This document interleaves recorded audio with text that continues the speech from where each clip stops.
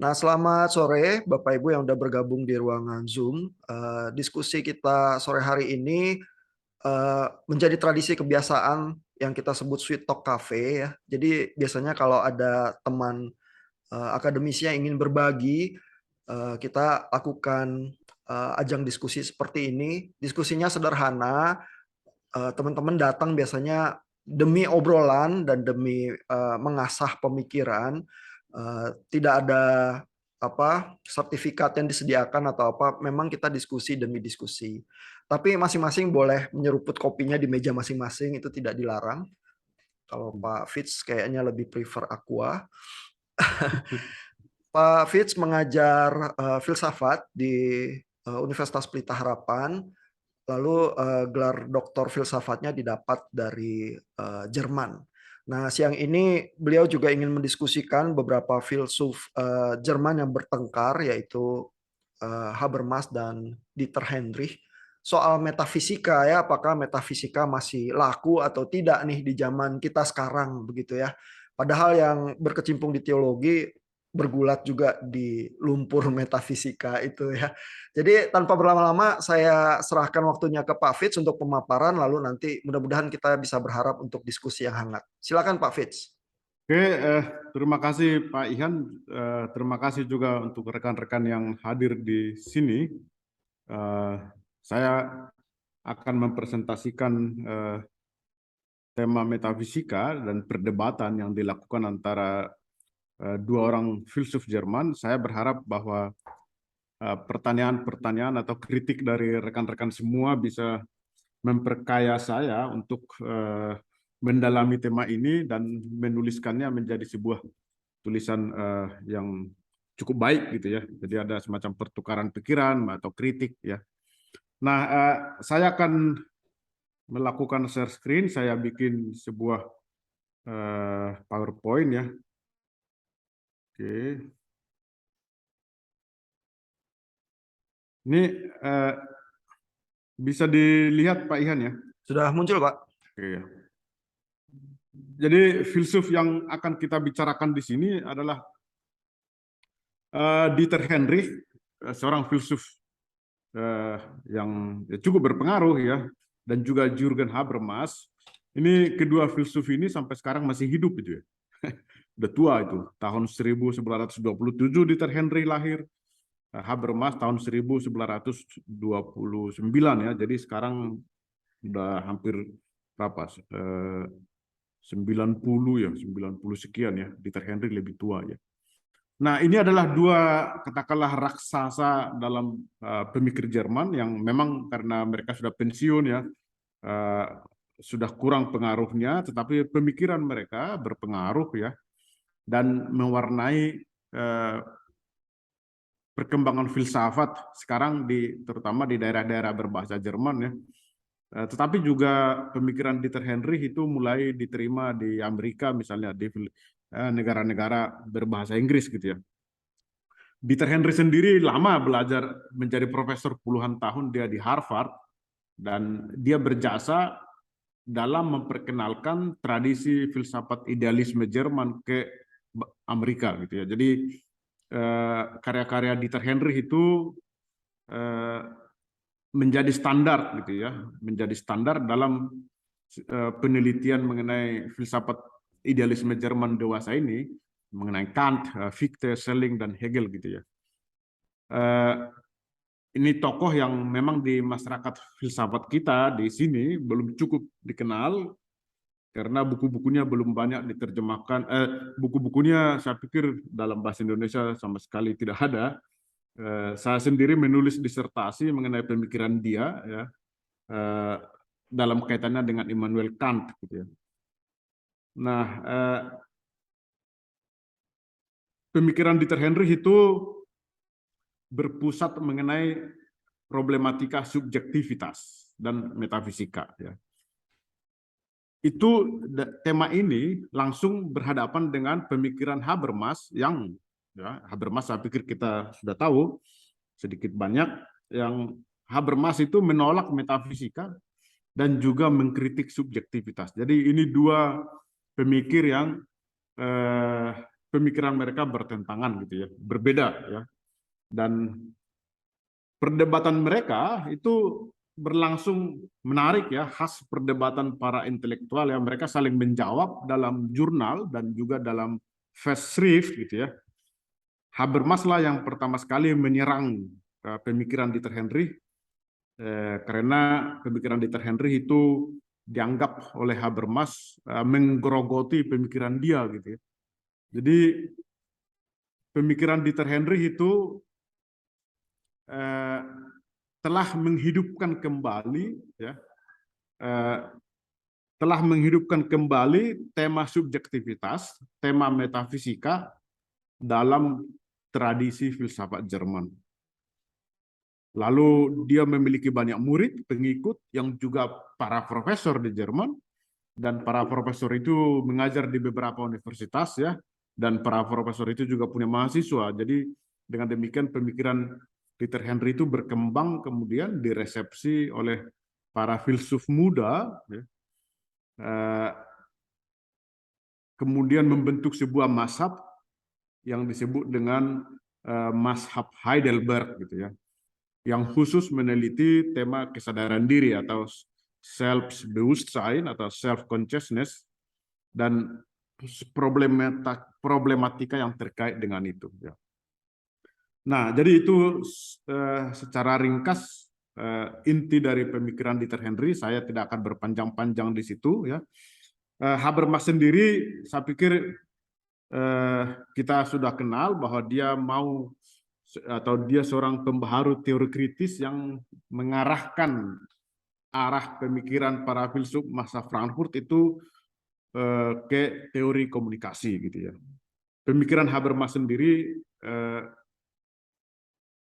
konteksnya adalah apa yang disebut dengan masyarakat post-tradisional. Masyarakat post-tradisional itu adalah masyarakat di mana tidak ada lagi satu acuan tunggal, ya, acuan tunggal yang menentukan apa yang baik, apa yang rasional gitu ya. Sebagaimana dalam masyarakat sebelumnya, misalnya ketika tema tentang Tuhan atau rasio itu masih dipahami secara tunggal gitu ya. Dalam masyarakat modern itu sumber-sumber legitimasi itu banyak gitu ya, tidak hanya satu gitu ya. Jadi itulah konteks pemikiran Habermas, dan oleh karena itu dalam teori tindakan komunikatifnya dia mengatakan bahwa apa yang baik, apa yang rasional itu tidak bisa lagi diasalkan kepada satu sumber ya, melainkan itu harus disepakati dalam sebuah diskursus gitu ya. Kalau sebelumnya kan masih ada filsuf yang menjadi merefleksikan apa yang baik, entah itu ide atau itu Tuhan atau segala macam teori atau konsep yang dianggap menjadi sumber legitimasi atau sumber acuan ya. Jadi itulah yang disebut dengan secara singkat post metafisik gitu ya. Habermas sendiri sebenarnya tidak tidak pernah menulis sebuah tulisan yang sistematik mengenai apa itu metafisika. Seperti konsep metafisika dia seperti apa, itu dia tidak pernah menulis tentang itu. Kita hanya bisa memperoleh pemikiran Habermas tentang metafisika dari berbagai tulisannya yang tersebar atau komentar-komentarnya yang tersebar melalui buku-bukunya gitu ya. Jadi intinya adalah bahwa post metafisika dalam pemikiran Habermas itu adalah masyarakat di mana tidak ada lagi sumber tunggal yang menjadi acuan rasionalitas atau legitimasi ya, atau kebenaran ya. Nah, itu sedikit secara ringkas pemikiran Habermas. Pemikiran Dieter Henry tadi sudah saya perkenalkan secara sangat singkat. Dia bertolak dari penelitian mengenai asal-usul kesadaran diri. Jadi ini sangat metafisis ini, mengenai bagaimana menjelaskan kesadaran diri gitu ya. Kita lihat dulu sini. Ini adalah pertanyaan lama ya, yang dimunculkan oleh filsuf idealis Jerman yang bernama Fichte, yang mengatakan bahwa para filsuf sejak zaman dahulu, bahkan sejak Plato ya, berbicara mengenai kesadaran diri ya dalam berbagai rumusannya ya. Aristoteles misalnya berbicara mengenai neoses ya, atau pikiran yang memikirkan dirinya sendiri ya. Nah, dalam bahasa modern itu entah pada Descartes atau Immanuel Kant gitu ya, atau Leibniz gitu ya, itu mereka berbicara mengenai kesadaran diri gitu ya. Tapi yang menjadi masalah sebenarnya asal usul kesadaran diri itu tidak pernah bisa dijelaskan ya. Umumnya kita memahami bahwa kesadaran diri itu muncul melalui refleksi diri gitu ya. Jadi kita menjadikan diri kita seperti objek, kita merefleksikan diri kita sebagaimana orang dalam cermin ini. Lalu ketika kita menyadari diri hasil refleksi kita itu, maka kita memiliki kesadaran diri. Jadi saya menyadari diriku gitu ya. Nah, tetapi itu persis pertanyaan Fichte, dan itu yang kemudian dimunculkan oleh Dieter Henry, bahwa itu menjelaskan kesadaran diri dengan model refleksi seperti itu sebenarnya begging question gitu ya. Kalau kita mau menjelaskan asal-usul kesadaran diri melalui refleksi diri, itu pasti telah mengandaikan bahwa kita sebelumnya telah memiliki kesadaran diri, sehingga dengan demikian diri yang kita sadari adalah diri kita gitu ya. Kita tahu bahwa diri yang kita sadari itu adalah diri kita justru karena kita telah memiliki kesadaran akan diri kita gitu ya. Kalau sebelumnya kita tidak memiliki kesadaran atau pengetahuan mengenai diri kita, maka secara logis kita tidak mungkin memiliki kesadaran akan diri kita. Jadi seperti orang dalam cermin ini, kalau orang yang bercermin itu tidak tahu, tidak sebelumnya tidak memiliki pengetahuan atau kesadaran akan dirinya, tentu dia tidak tahu bahwa diri yang dicermin itu adalah dirinya gitu ya. Ini kan contoh ilustrasi mengenai refleksi diri gitu ya. Nah, itu pokok penelitian Dieter Henry mengenai kesadaran diri. Nanti kita akan melihat ya. Nah, di situ terjadi aporia kebuntuan ya. Berbagai penelitian yang dilakukan oleh Dieter Henry mengenai kesadaran diri itu, bagaimana dia muncul, dengan model apa. Tadi itu adalah model refleksi diri dengan diri bercermin, itu justru tidak bisa menjelaskan asal usul kesadaran diri. Selalu di situ ada inkonsistensi atau begging questions itu. Jadi dia mengandaikan apa yang hendak dibuktikan gitu ya. Oke. Nah, tadi ini karena ini perdebatan, maka kita harus switch dari Habermas, Henry, dan pemikiran keduanya ya. Jadi motif Habermas untuk berbicara mengenai metafisika adalah, tadi telah saya singgung, dia tidak menulis sebuah karya sistematik mengenai metafisika, melainkan dia menggunakan ya, bertolak dari perkembangan-perkembangan dalam berbagai bidang disiplin ilmu yang telah menerima adanya apa yang disebut dengan post gitu ya. Jadi dia bilang ada post marxisme, ada post fenomenologi, ada post macam-macam ya, post filsafat analitis gitu ya. Jadi fenomena post ini gitu ya, ada post strukturalisme ya. Fenomena post ini, kata Habermas, itu sebenarnya semacam seismograf zaman gitu ya, semacam detektor zaman, bahwa sekarang ini zaman telah berubah gitu ya. Karena itu dia juga mengatakan bahwa sekarang sudah waktunya berbicara mengenai post metafisika gitu ya. Karena dalam bidang-bidang lain juga telah diterima adanya fenomena atau perkembangan baru yang disebut dengan post gitu ya. Itu satu. Yang kedua, dia bertolak dari pembagian paradigma filsafat ke dalam 3 tahap gitu ya. Tahap ontologi, tahap filsafat kesadaran, dan tahap filsafat bahasa, linguistic term gitu ya. Tahap ontologi itu tahap pada masa Yunani klasik ya, sampai modern ketika para filsuf berbicara mengenai ada gitu ya, being, Plato dan Aristoteles dan lain-lain. Itu tahap pertama. Tahap kedua itu muncul filsafat kesadaran, mulai dari Descartes ya sampai Husserl misalnya, Edmund Husserl, ketika tema terpenting filsafat itu adalah kesadaran yang dianggap menjadi instrumen atau dimensi transendental yang mengkonstruksi realitas. Dan yang terakhir itu adalah tahap filsafat bahasa, itu linguistic theory. Itu ketika kemudian muncul kesadaran mengenai pentingnya bahasa dalam berpikir, ya, bahwa seluruh refleksi filsafat itu hanya mungkin berlangsung melalui bahasa, gitu. Jadi tidak ada refleksi filsafat yang bisa dilepaskan dari bahasa, ya. Jadi bahkan apa yang kita pikirkan, apa yang kita bicarakan itu juga sebenarnya adalah fenomena linguistik, gitu ya. Jadi di sini muncul kesadaran baru mengenai betapa pentingnya bahasa di dalam filsafat, gitu ya.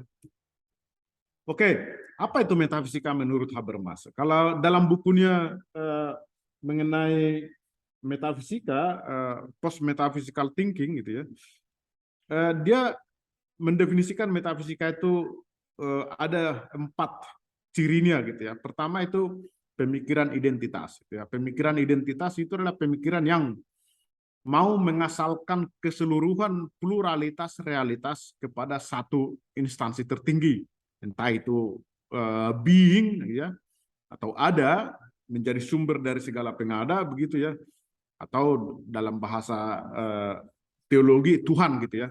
Segala sesuatu harus selalu dihubungkan, ya, bermakna dalam relasinya dengan Tuhan atau dengan ada itu, gitu ya. Ini pemikiran identitas yang dengan demikian maka perbedaan tidak diterima, karena yang penting adalah identitas dengan instansi tertinggi itu atau ada itu, ya. Lalu yang kedua, menurut Habermas itu metafisika itu adalah sama dengan idealisme. Idealisme, kita ingat Plato atau Hegel itu, ya, itu adalah prioritas ide atas realitas. Jadi ide itulah yang sungguh-sungguh nyata, the true being, gitu ya. Ada yang sungguh-sungguh benar, sementara realitas itu tidak sungguh-sungguh ada, gitu. Lalu yang ketiga itu filsafat pertama sebagai filsafat kesadaran, ya. Ini adalah tidak lain dari subjektivitas, gitu ya, bahwa subjek itu yang menentukan, ya, menentukan segala sesuatu yang bukan subjek, gitu ya. Itu yang kemudian menghasilkan filsafat kekerasan dalam bahasa Levinas misalnya, ya. Lalu keempat itu konsep yang keras mengenai teori, bahwa filsafat itu dianggap elitis karena dia hanya dimonopoli oleh para filsuf, gitu ya. Seakan-akan filsafat itu tidak berada dalam dunia tertentu atau dunia kehidupan tertentu. Jadi inilah sebenarnya menurut Habermas menjadi karakter atau sifat dari metafisika, gitu ya. Oke. Lalu kita bicara kemudian mengenai 4 alasan untuk post metafisika. Mengapa kita harus berbicara sekarang mengenai post metafisika? Dia mengatakan begini, sekarang ini ada 4 perkembangan baru, ya, yang mengkondisikan post metafisika, yang menjadi basis bagi kita untuk berbicara mengenai post metafisika. Yang pertama adalah yang dia bilang itu tipe baru mengenai rasionalitas metode, gitu ya. Jadi sekarang ini dia bilang metode yang disebut rasional itu bukan lagi metode refleksi filosofis sebagaimana dipraktekkan pada filsuf zaman dulu, ya, seperti Descartes atau Immanuel Kant atau Plato, ya. Mereka berefleksi, cogito, lalu dari situ mereka menjelaskan segala sesuatu, gitu. Menurut Habermas, dengan menggunakan atau meminjam metode-metode ilmu alam yang sudah terbukti berhasil, Habermas mengatakan bahwa sekarang ini filsafat juga harus bersifat empiris, gitu ya, ilmiah. Jadi filsafat tidak boleh lagi bersifat semata-mata spekulatif sebagaimana filsafat zaman dulu, ya. Melainkan filsafat itu harus ilmiah, empiris, gitu ya. Artinya dia tidak boleh lagi tadi metafisis, ya. Karena itu kalau kita melihat cara berfilsafat Habermas itu dia banyak menggunakan hasil-hasil metode ilmiah, empiris. Misalnya penelitian dia mengenai fenomena komunikasi itu sangat diwarnai oleh metode-metode filsafat analitis misalnya. Habermas bicara mengenai kesadaran misalnya, maka dia berbicara mengenai kesadaran sebagaimana dibicarakan dalam tradisi filsafat analitis. Dia bicara mengenai neuron-neuron dalam otak gitu ya. Bukan lagi seperti ketika kesadaran dibicarakan oleh Descartes atau Immanuel Kant, tapi kesadaran sebagaimana dipahami oleh para peneliti neuroscientist misalnya. Jadi itu salah satu alasan menurut Habermas mengapa metode yang rasional sekarang adalah metode yang ilmiah dan empiris gitu ya. Lalu kemudian tadi telah kita lihat pembalikan ke arah bahasa, ya, linguistic term, bahwa bahasa itu lebih prioritas dibandingkan rasio. Sebelumnya rasio itu dianggap lebih prioritas dibandingkan bahasa, tapi dengan linguistic term kita menyadari bahwa rasio hanya mungkin melalui bahasa gitu ya. Yang ketiga itu rasio yang tersituasikan ya, yakni bahwa rasio itu juga bukanlah rasio yang terlepas dari dunia gitu. Bukan rasio yang tidak berdunia sebagaimana rasio pada Descartes, Immanuel Kant dan para filsuf lainnya. Seakan-akan apa yang rasional itu bisa ditentukan secara a priori gitu ya. Habermas mengatakan bahwa rasio juga terjangkarkan dalam dunia kehidupan tertentu. Ya, apa yang kita sebut dengan rasio itu tidaklah tunggal gitu ya, melainkan itu juga hidup dalam dunia-dunia kehidupan tertentu. Oleh karena itu tidak ada lagi rasio yang universal dan objektif gitu ya, sebagaimana dikatakan oleh para filsuf sebelumnya. Jadi itu juga memperlihatkan bahwa filsafat tidak bisa lagi beroperasi dengan syarat-syarat rasionalitas yang diklaimnya sendiri ya, melainkan juga harus memperhitungkan rasionalitas konkret di mana dia berakar gitu ya. Yang keempat itu merosotnya hal-hal yang ini agak sulit diterjemahkan ya. Pokoknya merosotnya hal-hal yang bersifat metafisis lah ya. Manusia semakin tidak percaya lagi kepada hal-hal yang metafisis atau transendental. Manusia katakanlah menjadi semakin sekuler gitu ya. Menjadi tidak lagi tertarik kepada hal-hal yang tidak empiris gitu ya, atau mengenai Tuhan atau roh atau yang absolut misalnya ya. Itu fenomena yang menurut Habermas terjadi sekarang ini. Memang ya, kita bisa menerima empat alasan ini, ada benarnya juga ya, ada benarnya juga sekalipun barangkali tidak seluruhnya benar gitu ya. Oke. Nah, ini tadi mengenai rasio yang tersituasikan, saya pikir saya bisa melewati ini. Di sini Anda bisa baca bahwa filsafat tidak lagi memiliki hak otoritatif untuk menentukan kriteria kebenaran gitu ya. Pertama itu tadi karena masyarakat post metafisis itu adalah masyarakat yang memiliki banyak sumber kebenaran gitu ya. Lalu juga dengan rasio yang tersituasikan bahwa filsafat itu juga harus ilmiah dan empiris gitu ya. Oke.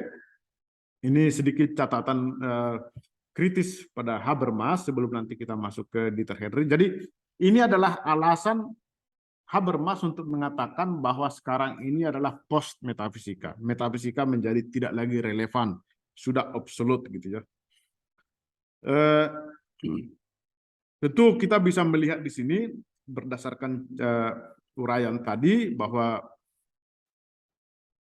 Habermas itu masih tetap mempertahankan rasio ya, yang dia buang adalah metafisikanya ya, bahwa yang transenden itu dibuang gitu, tapi bahwa kita tetap perlu rasio karena dengan demikian kita memiliki sarana atau instrumen untuk melakukan kritik gitu ya. Nanti kita bisa mempersoalkan ini, apakah dengan demikian kita harus melepaskan juga dimensi yang transenden gitu ya.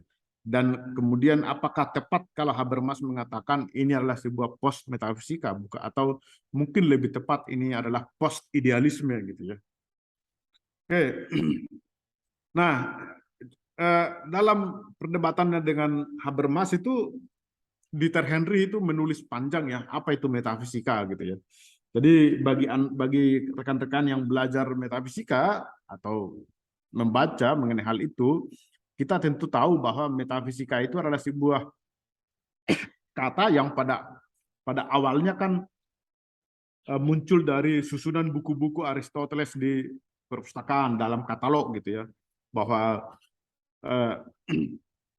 buku yang kita sebut dengan metafisika atau prima filosofia itu ditempatkan setelah buku fisika gitu ya. Tetapi kemudian apakah tema-tema atau wilayah yang termasuk metafisika adalah atau hanya sebatas tema-tema yang dibahas oleh Aristoteles dalam buku yang disebut dengan metafisika itu gitu ya. Apa sebenarnya tema atau bidang yang bisa dikatakan masuk metafisika gitu. Apakah hanya tema-tema yang dibahas Aristoteles dalam buku yang setelah fisika itu atau apa gitu ya.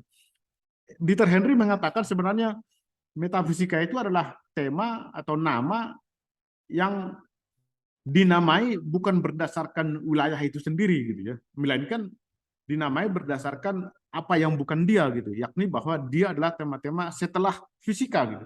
Tapi apa yang termasuk dalam wilayah setelah fisika gitu ya? Tentu ada banyak sekali gitu ya. Nah, menurut Dieter Henry, Habermas itu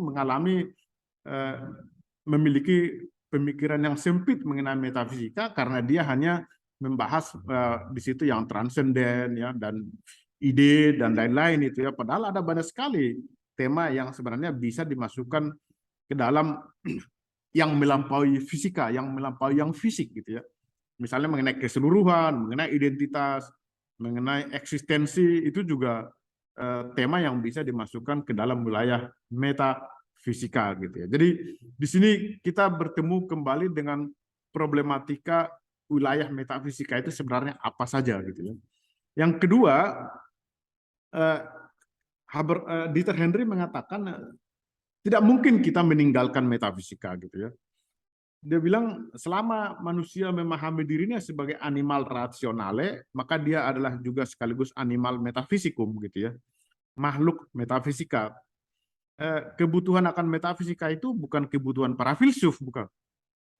Setiap orang sebenarnya adalah filsuf atau metafisikus gitu ya.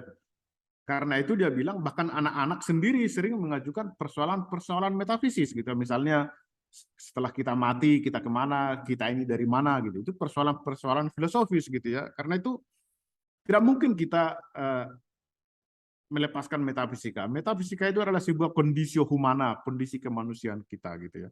Nah, metafisika yang dipelajari di kampus, di universitas itu hanya upaya untuk merefleksikan pertanyaan-pertanyaan tadi dengan cara yang lebih sistematis dan ilmiah gitu ya. Jadi metafisika itu adalah usaha untuk memaknai hidup manusia gitu ya. Kalau kita mau memaknai hidup kita, kata Dieter Henry, maka akan terlalu miskin, akan terlalu sempit kalau kita memberikan pemaknaan atas hidup kita dengan semata-mata bertolak dari penjelasan-penjelasan saintifik ilmiah ya. Itu sebuah naturalisme tentu. Itu yang diajukan oleh Habermas, walaupun Habermas kemudian mengoreksi pendapatnya bahwa dia mengatakan bahwa oke, saya naturalisme tapi bukan naturalisme keras gitu ya. Bukan hard naturalism, melainkan soft naturalism gitu ya. Jadi perdebatan itu mendorong Habermas untuk lebih mempresisikan posisinya gitu ya. Bahwa dia tidak mau mengatakan agar kita mengikuti metode-metode sains dalam berfilsafat, melainkan kita harus mempertimbangkan ya metode-metode sains dan yang bersifat empiris dalam berfilsafat gitu ya. Oke,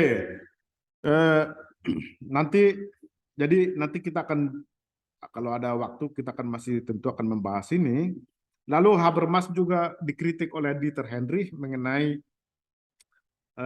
penjelasan mengenai asal-usul dari subjektivitas. Kita tahu bahwa Habermas itu menjelaskan asal-usul. Jadi Habermas itu melayani tantangan Henry juga gitu ya. Dalam bukunya misalnya teori des komunikatif Handel gitu, teori tindakan komunikatif, dia juga di situ menyinggung ya Dan dia juga menanggapi Dieter Henry di situ dengan mengatakan bahwa subjektivitas itu muncul dari intersubjektivitas gitu ya. Artinya saya menyadari diri saya sebagai saya ketika teman bicara saya menyapa saya dengan engkau gitu ya, dalam sebuah dialog intersubjektif gitu ya. Jadi saya itu tidak muncul dari kekosongan, saya itu subjektivitas itu muncul atau saya sadari ketika teman bicara saya menyapa saya dengan engkau dan saya menyadari bahwa engkau yang dimaksud itu adalah saya. Itu penjelasan linguistiknya gitu. Nah, ini di sini kelihatan ciri empiris dari pemikiran Habermas dengan meneliti bagaimana kata-kata itu digunakan dalam praktek gitu ya. Itu ciri empiris dari pemikiran Habermas. Tetapi Henry menolak itu gitu ya. Alasannya sama seperti yang tadi. Aporia itu, begging questions itu. Dia mengatakan, kalau saya tidak mengenali diri saya, atau kalau saya tidak mengetahui siapa saya, tentu saya tidak akan tahu bahwa yang dimaksud dengan engkau oleh lawan bicara itu adalah saya, gitu ya. Jadi kalau lawan bicara saya mengatakan engkau, tetapi saya tidak tahu siapa saya, tentu kata Dieter Henry, itu tidak mungkin dengan itu saya menyadari membuat saya menyadari diri saya. Artinya fakta bahwa saya tahu bahwa yang diacu oleh mitra bicara saya itu dengan saya adalah saya, itu mengandaikan bahwa sebelumnya saya telah memiliki pengetahuan mengenai saya gitu ya. Kalau tidak, maka saya tidak akan tahu siapa yang dimaksud oleh mitra bicara itu dengan engkau gitu ya. Jadi ini sebuah perdebatan itu tulisannya agak rumit itu ya. Ada seorang filsuf di Jerman yang menganalisis pengguna arti kata saya itu, namanya Ernest Tugendhat gitu ya, menulis buku tebal mengenai apa arti saya gitu ya, berdasarkan konteks perdebatan itu. Oke. Nah, ini tadi setelah kita jelaskan bahwa ada aporia dalam penjelasan kesadaran diri, dia telah selalu mengandaikan apa yang hendak dibuktikan gitu ya.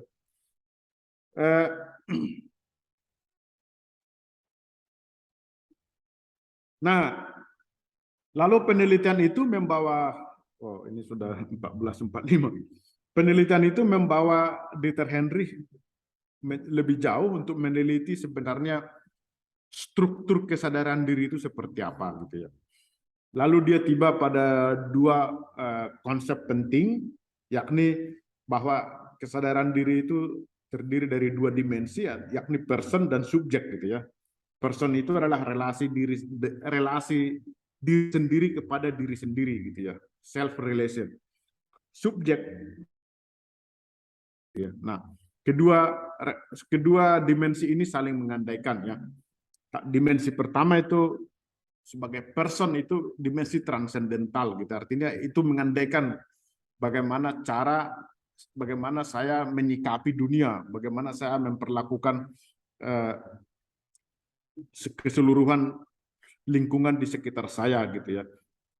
Saya sebagai person dan saya sebagai subjek itu hadir sekaligus ya.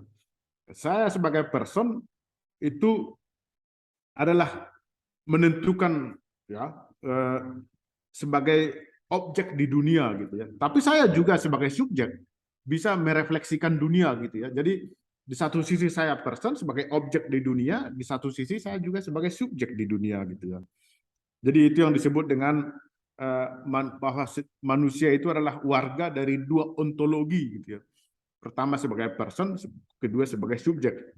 Kemudian relasi antara saya sebagai person dan saya sebagai subjek dan juga dengan dunia itu menurut Dieter Henry itulah yang kondisi ontologis manusia gitu ya. Pertama dia ada di dunia, dalam bahasa Heidegger dia terlempar kepada dunia, menemukan dirinya di sana dan harus menerima itu ya. Dan di satu sisi dia juga sebagai person, dia bagian dari dunia, tapi juga dia bisa mengobjektivasikan dunia gitu ya. Nah, kondisi ini menghadirkan situasi kontradiktif dalam ontologi kedirian manusia menurut Dieter Henry gitu ya.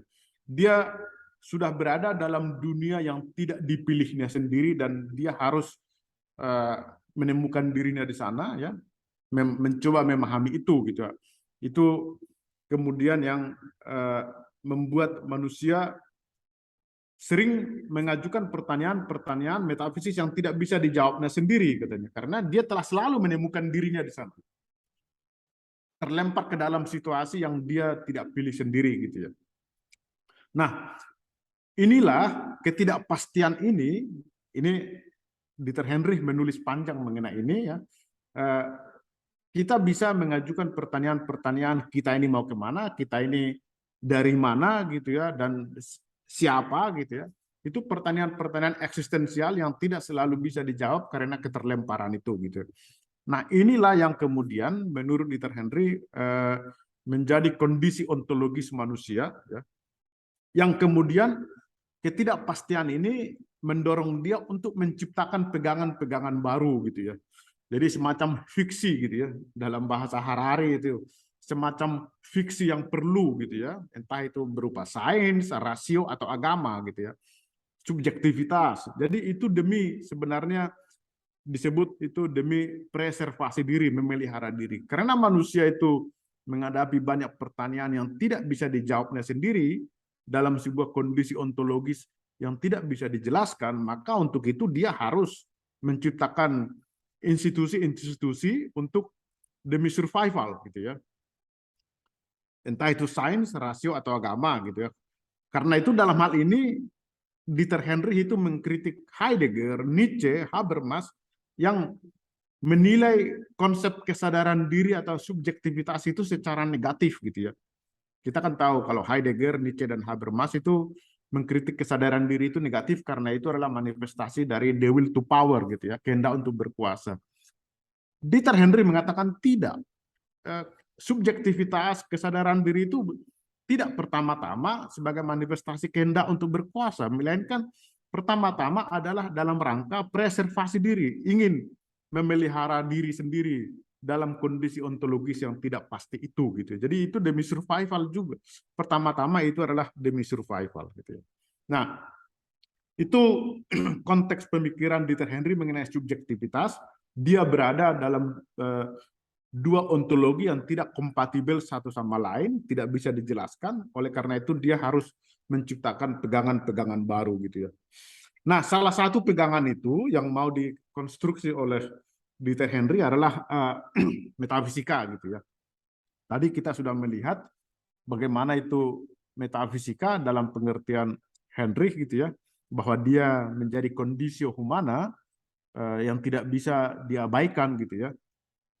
Nah, Henry kemudian menciptakan sistem metafisika yang disebut dengan All-Einheitsontologie, ontologi satu dalam semua, gitu ya, all unity, gitu ya. Artinya ini adalah upaya manusia modern untuk mencoba memahami dirinya dalam sebuah sistem metafisika, kerangka sistem metafisika di mana keseluruhan realitas itu termasuk dirinya sendiri yang hendak dipahami itu bisa dijelaskan, gitu ya.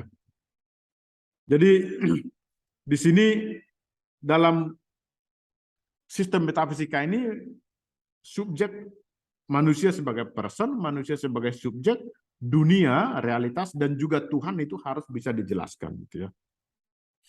Nah, yang membedakan sistem metafisika Henry dari sistem metafisika yang lain-lain itu adalah metafisika Henry itu bertolak dari subjektivitas, ya.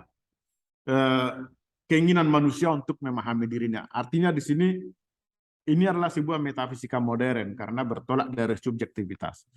Tapi dia tidak hendak seperti Descartes, subjektivitas pada Henry itu bukan subjektivitas Cartesian yang menjadikan subjektivitas itu sebagai fondasi bagi keseluruhan. Berbeda dia. Subjektivitas pada Henry itu adalah subjektivitas yang ingin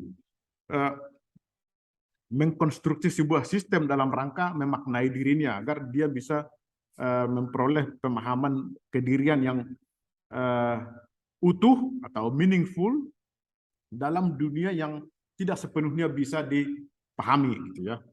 Nah, di sini dia menjelaskan bahwa bagaimana menjelaskan multiplisitas realitas dalam sebuah sistem yang serba mencakup gitu ya. Nah, dalam sebuah sistem yang dalam sebuah realitas di mana terdapat berbagai perbedaan, maka dia mengatakan perbedaan itu dan keberbagaian realitas itu hanya bisa masuk akal kalau ada unity gitu ya. Harus kalau ada kesatuan gitu ya. Karena perbedaan itu hanya menjadi perbedaan kalau ada kesatuan gitu ya. Jadi ini adalah sebuah sistem filsafat yang monistik ya, di mana yang absolut itu hadir itu sebagai underlying unitary ground gitu ya. Jadi Tuhan, keberbagaian realitas itu dilihat hanya masuk akal kalau itu dipahami sebagai berasal dari Tuhan atau yang absolut gitu ya. Kita bisa memahami itu Tuhan. Tidak masuk akal memahami Tuhan muncul dari keberbagaian realitas itu. Jauh lebih masuk akal mengasalkan keberbagaian realitas itu dari Tuhan gitu ya. Jadi yang pluralitas realitas itu adalah hasil dari manifestasi dari yang absolut gitu ya. Kira-kira seperti itu dia. Jadi di sini Anda bisa melihat bagaimana konsep yang absolut bagi dia itu sama bagi Dieter Henry, itu sama seperti Nikolaus dari Kusa itu, bahwa yang absolut itu adalah kesatuan dari unsur-unsur yang bertentangan itu. Jadi ini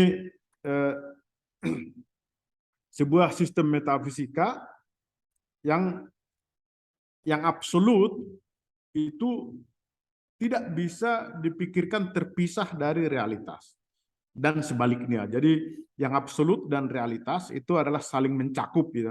Yang absolut itu imanen pada realitas dan realitas itu juga transenden pada yang absolut gitu ya.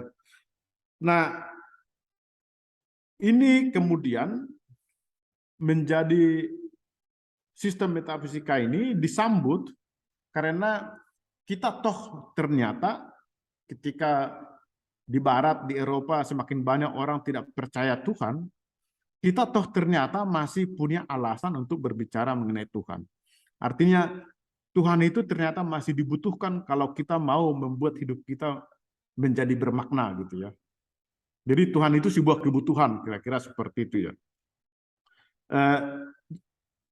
Di sini kita bisa melihat bahwa sistem metafisika Henry itu sebenarnya sama dengan agama-agama yang juga mau memberikan jawaban atas pertanyaan-pertanyaan eksistensial. Bedanya agama itu mengabsolukan Tuhan, bertolak dari Tuhan gitu ya, dan menjelaskan realitas.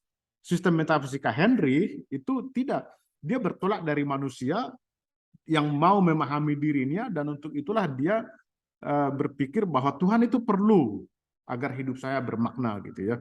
Dan metafisika ini modern karena bertolak dari subjektivitas itu, tetapi ini subjektivitas yang bukan subjektivitas dalam pengertian Kartesian gitu ya. Nah, dalam perkembangan terakhir ya, beberapa kelompok gereja yang saya tahu itu gereja Katolik Jerman itu pernah mengundang Dieter Henry untuk berbicara di hadapan para uskup, karena menurut mereka itu Dieter Henry itu memberikan sumbangan pemikiran yang berharga yang memperlihatkan bahwa kita masih punya alasan yang sangat rasional untuk berbicara mengenai Tuhan dan agama gitu ya. Bagaimanapun manusia yang sekuler sekarang, kalau dia mau membuat hidupnya menjadi bermakna, artinya mampu memberikan jawaban atas pertanyaan penting dalam hidupnya, maka mau tidak mau dia harus berbicara atau melibatkan Tuhan di situ ya. Tentu di sini Tuhan itu bukan Tuhan sebagaimana dipahami dalam agama barangkali, tapi Tuhan sebagai sebuah proyek akal budi, proyek rasio gitu ya. Nah, itu secara singkat, karena itu Dieter Henry mengatakan speculari aude gitu ya. Ini beranilah berpikir spekulatif gitu ya, melampaui pengalaman empiris, melampaui naturalisme agar kita bisa memahami dunia kita dan diri kita sendiri di dalam dunia ini gitu ya. Jadi ini modifikasi dari sapere aude dari Immanuel Kant yang mengatakan beranilah berpikir sendiri. Nah, sampai di sini saya harus agak cepat sehingga kita bisa punya waktu untuk berdiskusi. Terima kasih. Saya serahkan kepada Pak Ihan kembali. Terima kasih Pak Fitz untuk pemaparannya ya. Ini sangat interesting. Saya coba garis bawahi beberapa hal ya. Sebagai mungkin kalau berasal dari golongan yang lebih beragama akan dengan cepat ya memihak kepada Dieter Henry karena ternyata kita masih punya alasannya untuk bicara tentang metafisika, tentang Tuhan, tentang agama. Tapi tampaknya tendensi Habermas ya untuk menghindari metafisika itu bisa juga dimengerti ya karena Habermas itu sensitif terhadap sejarah Nazi di Jerman. Dia akan merasa bahwa kalau bicara metafisika seringkali orang terdorong untuk jadi absolutis begitu ya. Sehingga terus idealisme itu cenderung nanti menghasilkan opresi sehingga dunia yang dipahami Habermas itu cenderungnya ingin dijalani sebagai dunia yang saling berkomunikasi dengan intersubjectivity begitu ya. Itu kan usaha Habermas yang secara rasional berusaha membentuk masyarakat yang seperti itu. Nah, tapi Habermas juga walaupun bicara postmetafisik enggan bicara postmodernisme. Ya dia terkenal mengkritisi ya Derrida, Heidegger, Nietzsche dan Foucault ya bahwa orang-orang ini sebenarnya mengkritik modernisme tetapi memakai metode modernisme itu sendiri begitu ya. Jadi tampaknya Habermas ingin ya tetap memakai modern tools begitu ya, rasio, empirisisme, hal-hal yang saintifik itu ya, tetapi tidak ingin absolutis dan terjebak idealisme yang opresif begitu ya. Nah, tentu Dieter Henry berusaha menjawab ya dengan bilang bahwa metafisika yang dia pahami itu bukan will to power seperti ala Nietzsche, melainkan will to meaning begitu ya, untuk memahami hidup dan memberi makna begitu. Tapi apa iya ya? Bukannya kita juga melihat kenyataan kalau orang mulai bicara tentang Tuhan, semangat absolutis itu jadi tinggi, terus memang ada desakan untuk bilang bahwa kebenaran cuma ada satu, yang berbeda dari saya semua salah, bahkan berdosa, bahkan masuk neraka ya kalau bicaranya dari sisi teologi begitu ya. Nah, itu gimana dengan problem-problem itu, komentar Pak Fitz? Oke, terima kasih Pak Ihan ya. Memang itu yang membedakan tadi kritik Habermas terhadap metafisika itu berbeda dari kritik para filsuf seperti Derrida atau Nietzsche ya atau Foucault dan lain-lain kepada metafisika. Mereka ini cenderung juga mengkritik rasio, membuang rasio gitu ya. Bahkan Nietzsche menjadi nihilis gitu ya.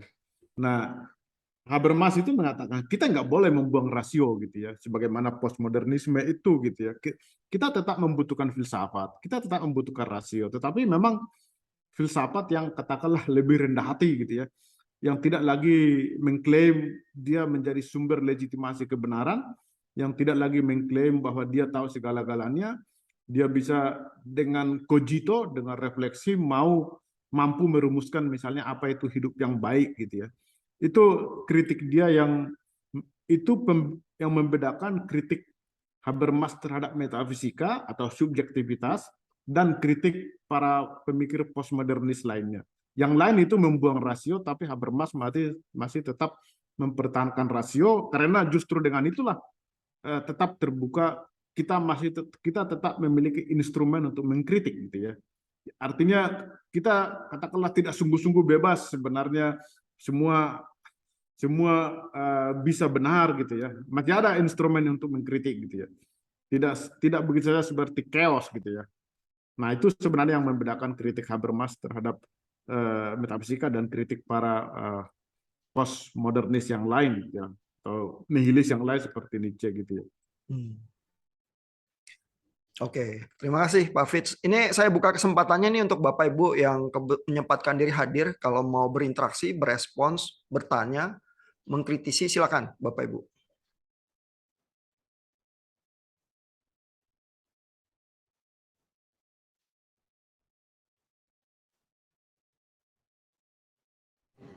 Saya tidak mengkritisi, hanya ingin bertanya, Pak. Ini mohon maaf, saya lupa nama pembicaranya tadi. Saya Pak sambil menyetir. Sitorus, ya. Bapak Sitorus ini saya menikmati sekali. Cuman memang pemahaman saya, pengetahuan saya tentang Habermas ini kan masih kurang sekali ya, mudah awal sekali. Bapak, saya mau tanya lebih jauh, misalnya tentang sebenarnya gimana sih konsepnya Habermas terkait dunia kehidupan sama dunia sistem itu kan dia kaitkan juga dengan modernisme ya, yang seperti itu. Dan dari itu kan kalau nggak salah itu juga awalnya dari tindakan komunikasi ya Pak ya. Dan karena background saya kesehatan masyarakat Pak, jadi memang yang sampaikan Bapak tadi kan lebih ke filsafat ya Pak ya, sementara kami di kesehatan masyarakat ini kan lebih praktis dalam menggunakan ilmu-ilmu sosialnya. Jadi jadi saya cuma mau nanya yang terkait dengan yang dunia kehidupan sama dunia sistem itu Pak. Kalau boleh mohon dijelaskan sedikit. Terima kasih. Oke, terima kasih Ibu Dinar dari latar belakang kesehatan masyarakat berfilsafat itu ya. Jadi itu juga perlu ya, sehingga masyarakat menjadi sehat juga. Jadi perlu berfilsafat gitu ya. Terima kasih. Iya Pak, bukan masyarakatnya kan cara melihat ketika membangun kebijakan kesehatan masyarakatnya. Karena kalau kesehatan masyarakat gitu kan sangat praktikal sekali Pak, sangat kuantitatif sekali. Jadi setiap yang bukan angka itu belum terlalu interest bagi mereka, apalagi yang terkait hal-hal yang begini.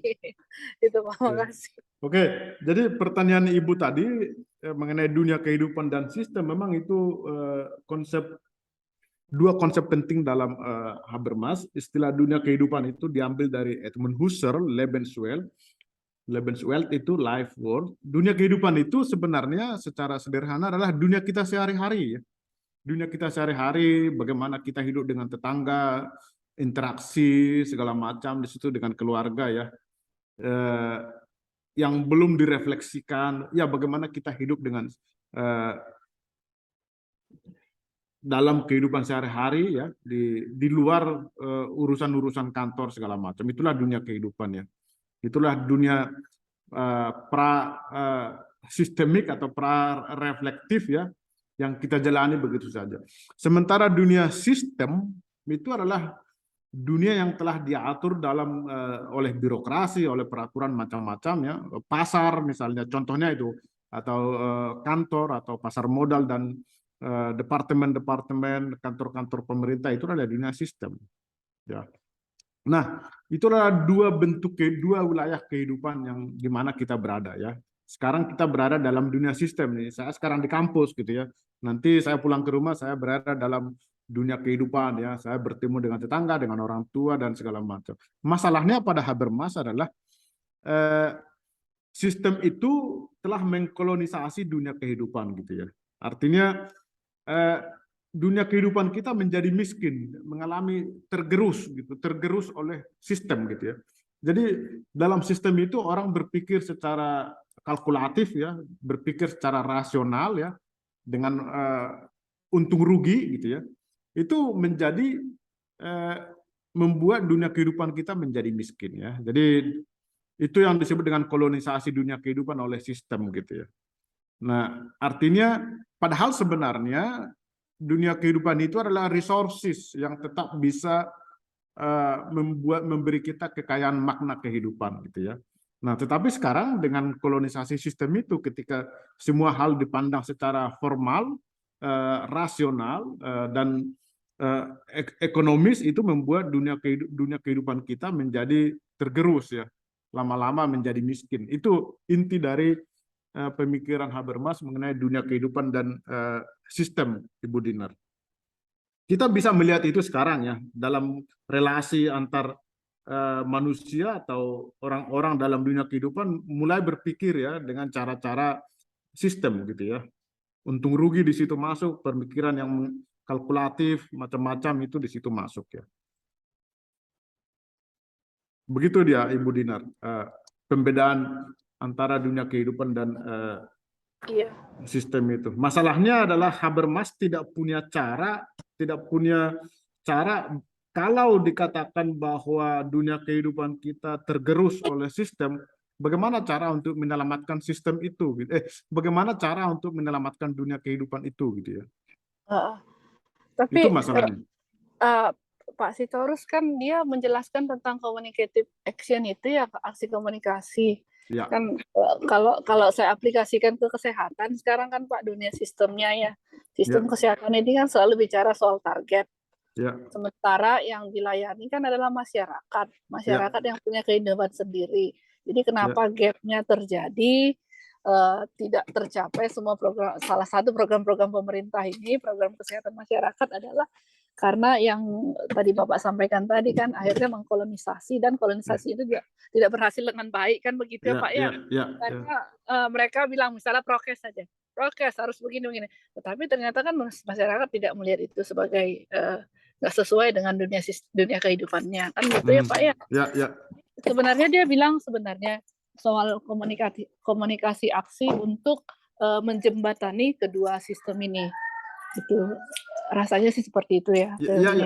Itu benar ya. Jadi itu benar, tindakan komunikatif gitu ya. Jadi artinya setiap orang yang terlibat harus diberi kesempatan untuk berbicara, menyatakan keinginannya, dan semua itu dipertimbangkan. Kan itu dia. Misalnya penentuan prokes misalnya ya, apa prokes yang harus kita sepakati gitu.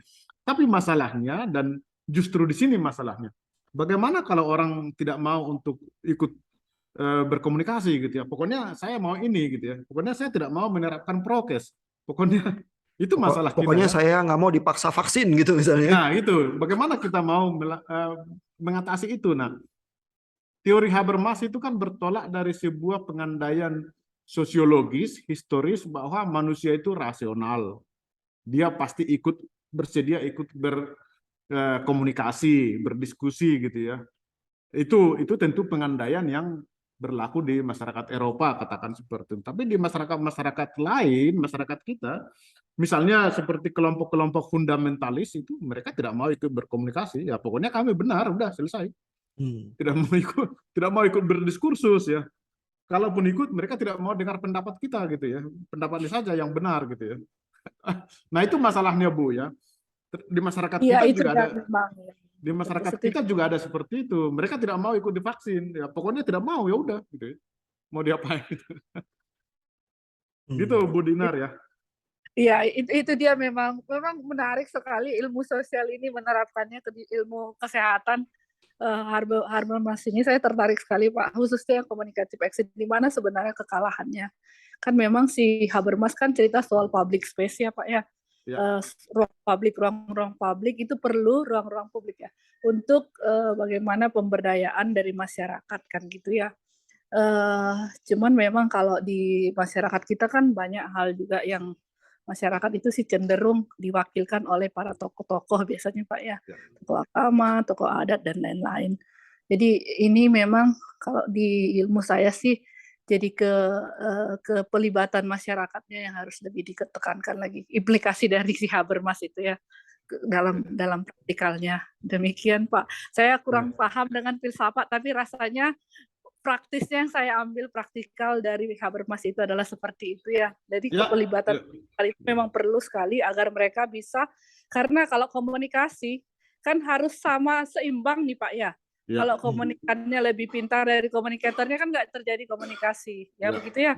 Jadi, kan Habermas juga bicara soal pemberdayaan. Rasanya gitu. Terima kasih. Oke, terima kasih Bu Dinar. Ya, terima kasih Pak Fitz dan Bu Dinar. Bapak Ibu yang lain apakah tergelitik atau resah dengan perdebatan Habermas dan Henry? Kalau ada pertanyaan atau respons atau kritik silakan Bapak Ibu.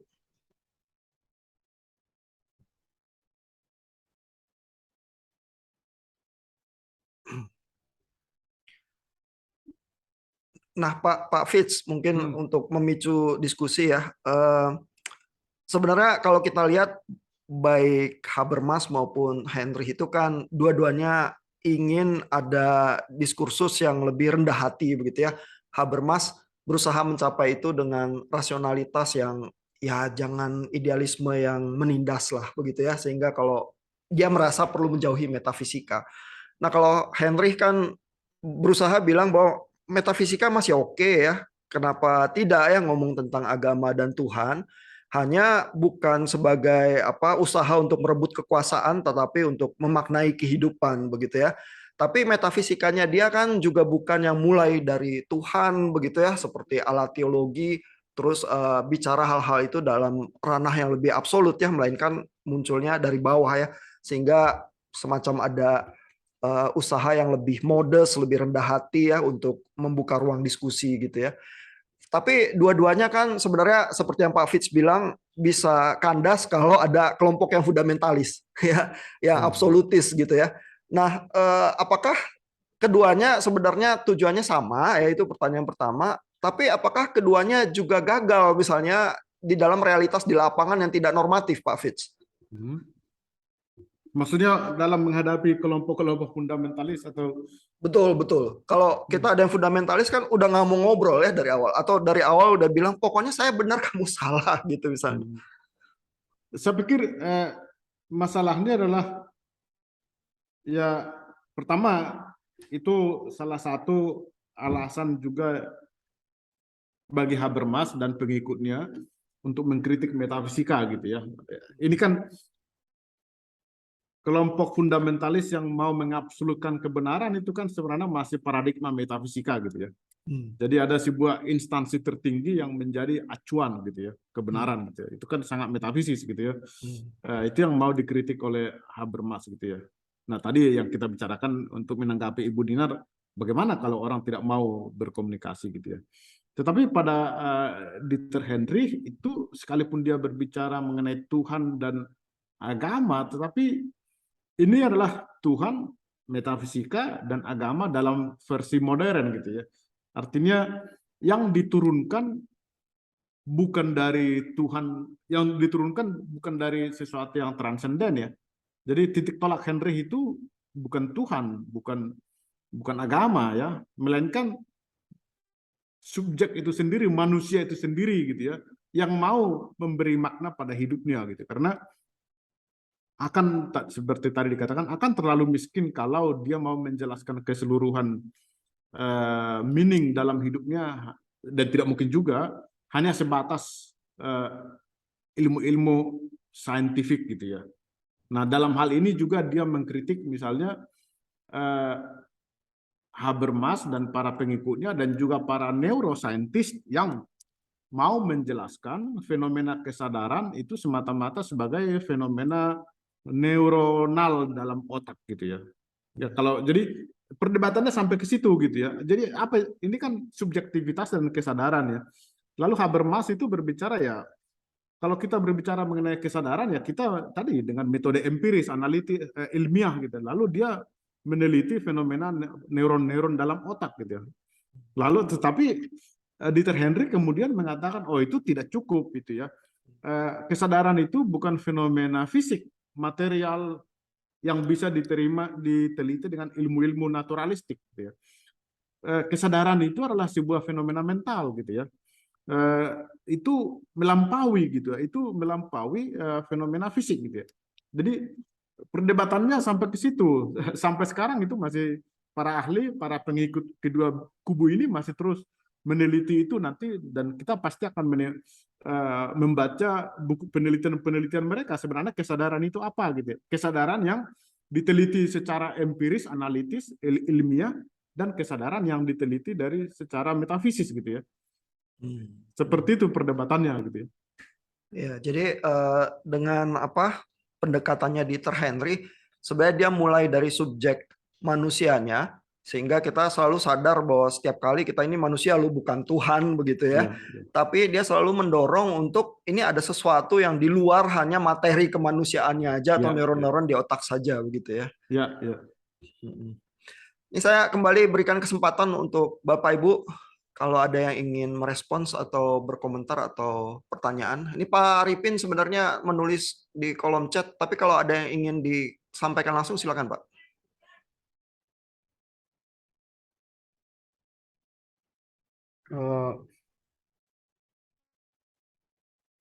Baik, Itu tadi menarik soal masalah tadi meniadakan rasio itu. Jadi bahasa itu lebih mengutamakan bahasa seperti itu. Nah, terus saya terpikir kalau kalau bahasa itu bisa diungkapkan tanpa berpikir, saya kira menurut saya tadi di otak saya ya itu bahasa roh mungkin gitu. Ya, itu menarik juga itu, bahasa roh itu sebenarnya dari mana ya? Apakah itu dari pikiran ya atau dari roh? Ya, tapi kalau itu bahasa roh ya dari roh dong. Tapi yang mengungkapkannya pikiran gitu. Ya, kita kan tidak tahu apakah bahasa roh itu apakah dia berpikir mengungkapkannya atau langsung didikte seperti itu sehingga dia tidak berpikir gitu. Nah, menurut saya apa tadi dia mengatakan bahwa bahasa itu mengunggulkan bahasa dengan menyediakan rasio gitu. Sehingga saya berpikir apa bisa orang berpikir tanpa berbahasa begitu. Itu aja tadi menggelitik. Terima Nah, kasih. itu jadi perdebatannya itu juga menjadi perdebatan besar ya dalam tradisi filsafat di kontinental dan analitis ya. Mana yang lebih prioritas sebenarnya? Apakah pikiran atau bahasa gitu ya? Jadi masing-masing orang mengajukan argumennya gitu ya. Apakah kita bisa berpikir tanpa bahasa gitu ya? Misalnya saya tidak bisa berpikir dalam bahasa Rusia karena saya tidak tahu bahasa Rusia gitu ya. Artinya coba kita bayangkan kita berpikir, kita pasti menggunakan bahasa gitu ya. Itu kita bisa praktekkan sendiri. Kalau saya berpikir sekarang pasti dalam bahasa gitu. Jadi pikiran itu hanya mungkin dalam bahasa gitu ya. Karena kita tidak mungkin berpikir tanpa bahasa. Begitu kita berpikir pasti entah dalam bahasa Indonesia atau bahasa Inggris atau bahasa daerah kita gitu ya. Jadi apakah memang ada apa itu dalam bahasa Jerman itu Gleich Ursprünglichkeit gitu ya. Apa itu? Kesamaan asal usul gitu ya. Bahwa bahasa dan pikiran itu sebenarnya sama asal usulnya. Itu sekaligus hadir gitu ya. Bahasa itu adalah pikiran, pikiran itu adalah bahasa gitu ya. Apakah bisa dikatakan seperti itu gitu ya? Nah, tetapi Dieter Henry dan para pengikutnya ini udah profesor juga di berbagai universitas gitu ya. Mereka mengatakan sebenarnya kalau para tradisi filsafat analitis kan pasti mengunggulkan bahasa ya. Karena filsafat analitis sendiri kan sebenarnya muncul dari filsafat bahasa gitu ya. Tetapi para filsuf dari tradisi kontinental itu tetap mengunggulkan pikiran itu dengan argumennya masing-masing gitu ya. Jadi mereka mengatakan begini, bagaimanapun itu pikiran dan kesadaran itu yang lebih prioritas daripada bahasa gitu ya. Jadi argumennya apa? Dia bilang kita sering berpikir, tetapi yang kita pikirkan itu tidak bisa kita rumuskan dalam bahasa gitu ya. Artinya kita berpikir, tetapi kita mencari kata-kata untuk merumuskan apa yang kita pikirkan gitu ya. Sehingga kemudian kita misalnya menemukan kata tertentu, nah, ini dia gitu ya. Lalu pikiran kita itu ada bentuk linguistiknya. Jadi itu membuat mereka untuk menyimpulkan bahwa sebenarnya pikiran itu lebih primordial daripada bahasa gitu ya. Tetapi kubu analitis juga punya pendapatnya masing-masing, tetapi tradisi dalam para filsuf tradisi kontinental itu mengatakan kita bisa mengalami bahasa, yakni dengan pengalaman seperti tadi ketika kita berpikir mencari kata-kata untuk sesuatu yang kita pikirkan gitu ya, dan itu membuktikan pikiran lebih primordial daripada bahasa. Kira-kira seperti itu dia perdebatannya gitu. Yang satu memprioritaskan yang satu, yang lain juga begitu gitu. Iya Pak. Sorry Pak Ihan. Ya, silakan Pak. Saya setuju sih jalan keluar tadi dari Pak Fitzgerald itu, bahwa mungkin keduanya tidak bisa dipilah ya, meskipun mereka seperti saling meniadakan. Tapi pada kenyataannya memang kalau kita pikir atau kita lihat, tidak mungkin orang bisa berpikir tanpa berbahasa. Tidak mungkin juga orang bisa berbahasa tanpa berpikir, hadir. Tapi seperti yang dibilang Pak Fitzgerald tadi, mungkin yang bisa itu adalah tertunda. Jadi bahasa itu tertunda, pikirannya, dia berpikir tapi mengungkapkan pikirannya itu dalam bentuk bahasa tidak bisa tepat sehingga tertunda. Mungkin suatu saat bisa tepat begitu, seperti yang Pak Fitzgerald ungkapkan.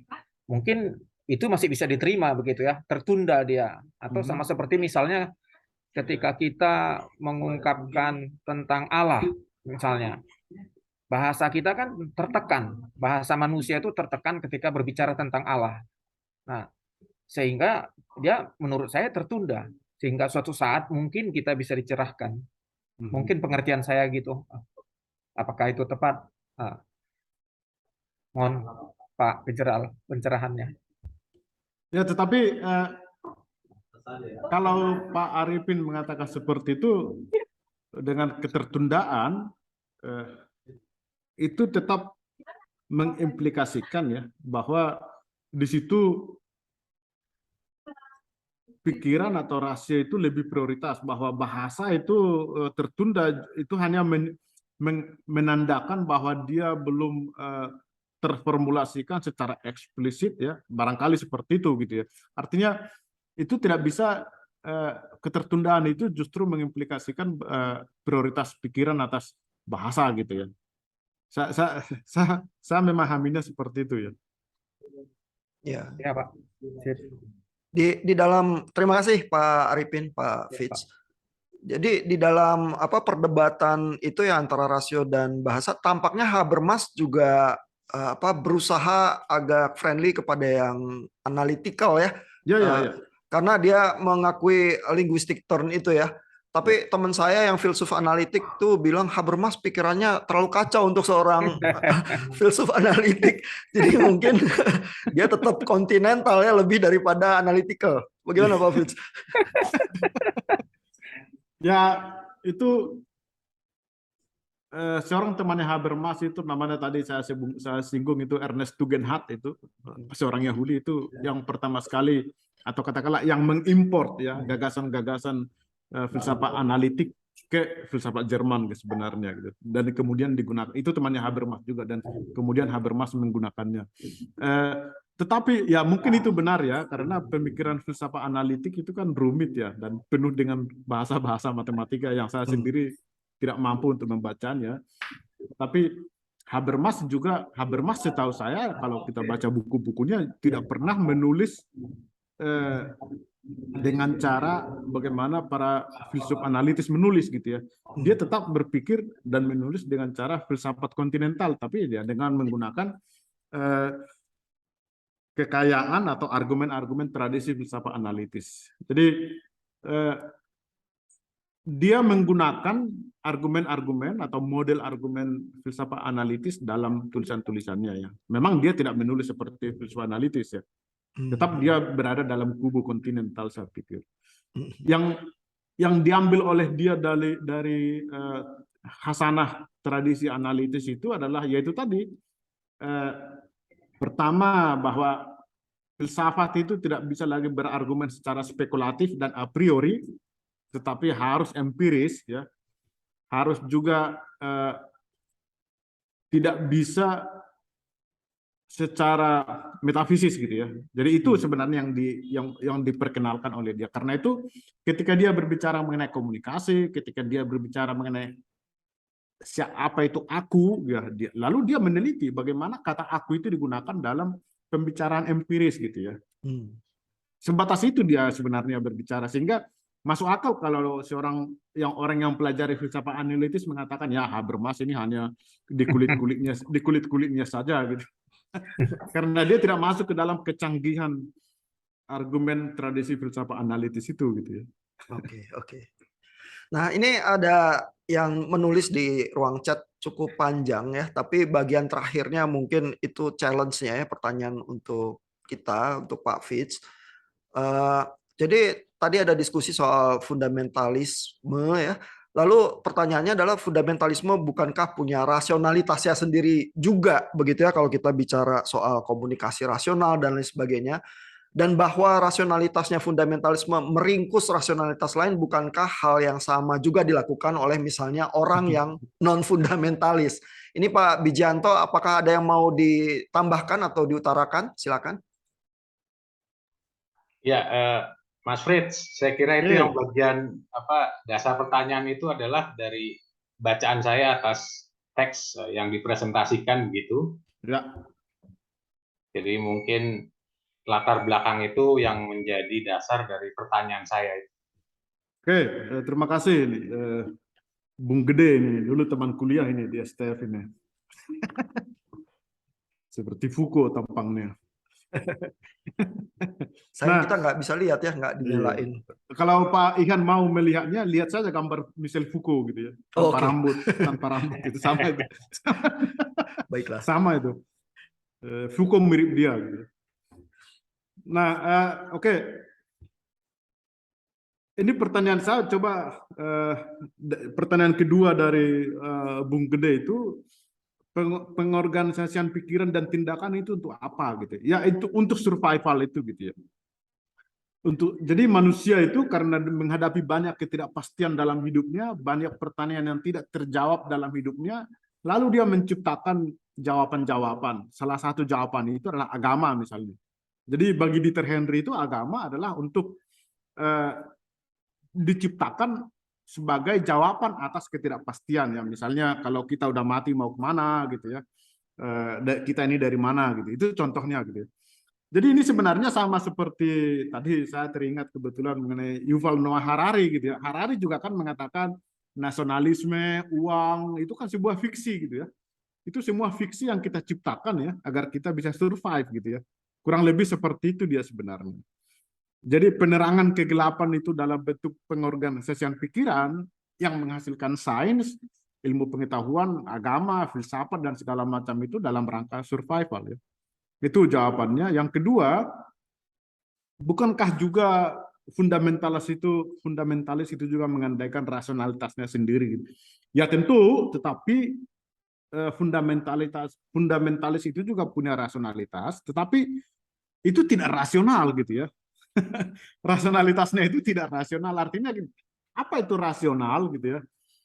Nah ini tentu kita bertolak dari tradisi di mana tradisi filsafat ya, di mana Habermas, Dieter Henry hidup ya, bahwa rasional itu artinya bisa terbuka untuk diperdebatkan gitu ya. Itu sebenarnya rasional. Terbuka untuk dibantah ya, bersedia untuk dibantah gitu ya. Nah, kaum fundamentalis itu tidak rasional, sekalipun dia punya rasionalitasnya sendiri, tapi rasionalitasnya itu tidak rasional karena mereka tidak mau terlibat dalam perdebatan ya, tidak mau dibantah gitu ya. Tidak mau membuka diri untuk untuk berdebat gitu ya, untuk terlibat dalam diskursus gitu ya. Itu sebenarnya makanya dikatakan kaum fundamentalis itu tidak rasional karena mereka tidak terbuka untuk perdebatan, tidak terbuka untuk bantahan gitu ya. Mereka hanya mau mempertahankan mempertahankan pendapatnya sendiri tanpa mau tahu dengan pendapat orang lain gitu ya.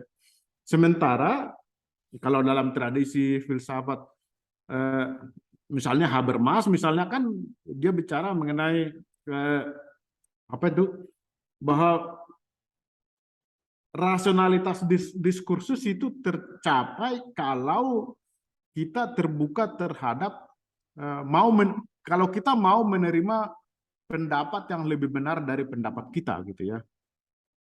Itu yang disebut dengan yang kita pernah bicarakan di sini ya, the unforced force of reason gitu ya.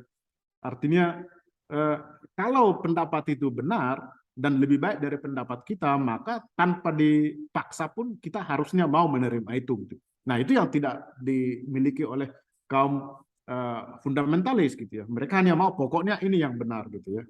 Saya pikir seperti itu dia.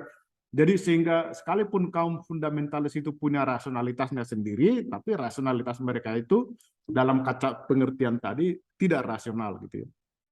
Oke, ya ini saya lihat Pak Gede juga mengomentari positif ya, bahwa jadi ada karakter yang penting ya di dalam rasionalitas itu, yaitu terbuka untuk diperdebatkan gitu ya. Karena kalau tidak maka rasionalitasnya lebih bersifat politis ya daripada dogmatis ya. Ya.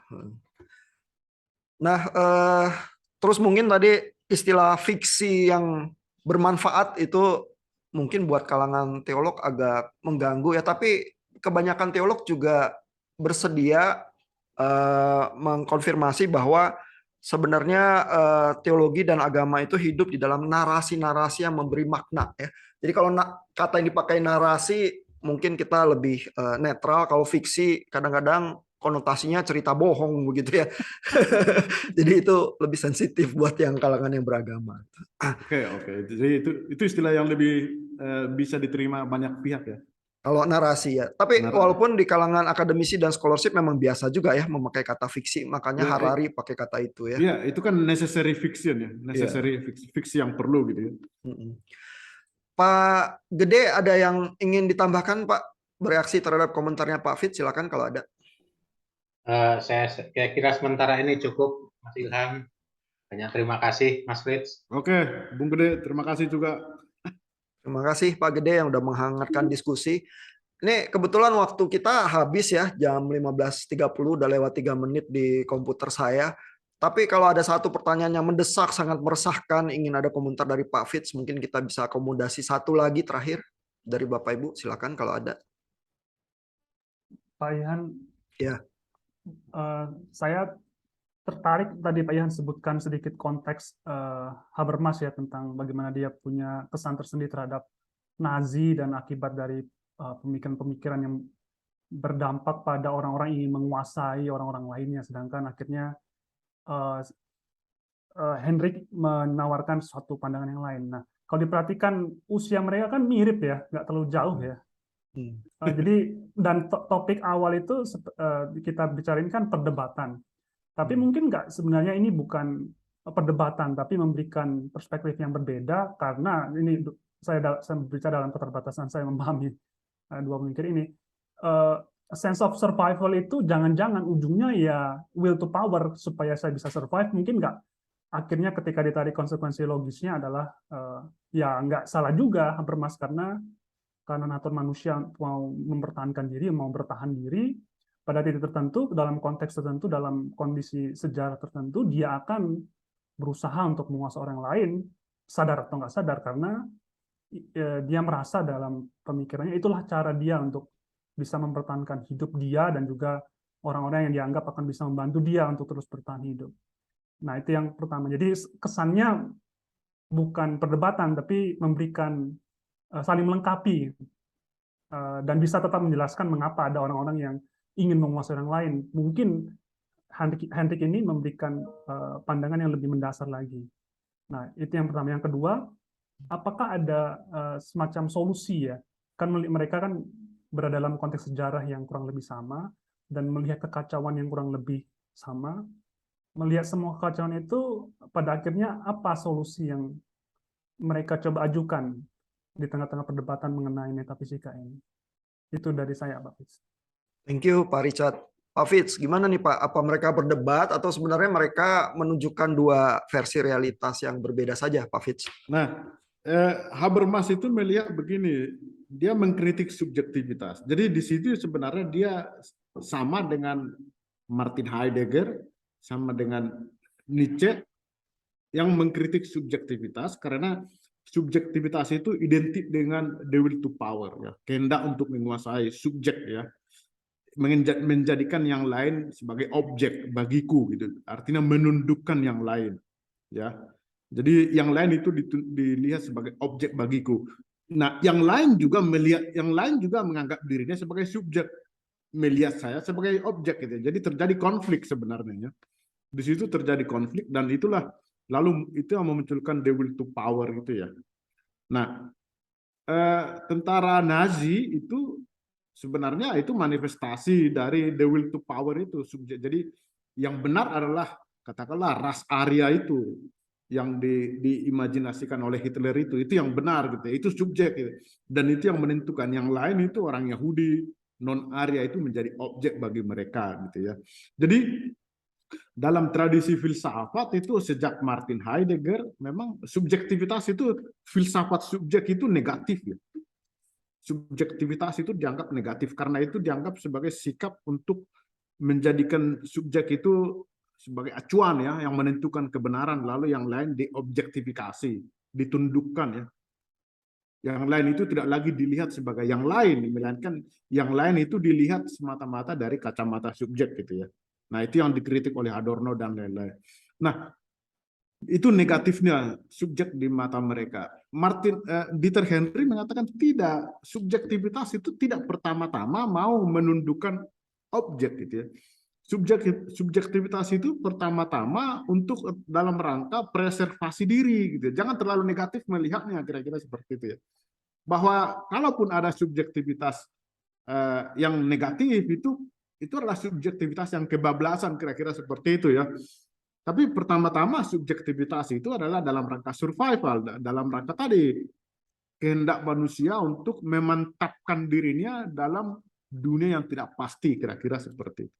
Kira-kira seperti itu di Pak Richard. Jadi ini menjadi perdebatan mengenai kesadaran diri dan subjektivitas. Apakah memang subjektivitas itu senegatif yang dinilai oleh Martin Heidegger dan Habermas dan Nietzsche, atau apakah memang pada dimensi yang paling mendasar subjektivitas itu adalah dalam rangka survival, dalam rangka preservasi diri.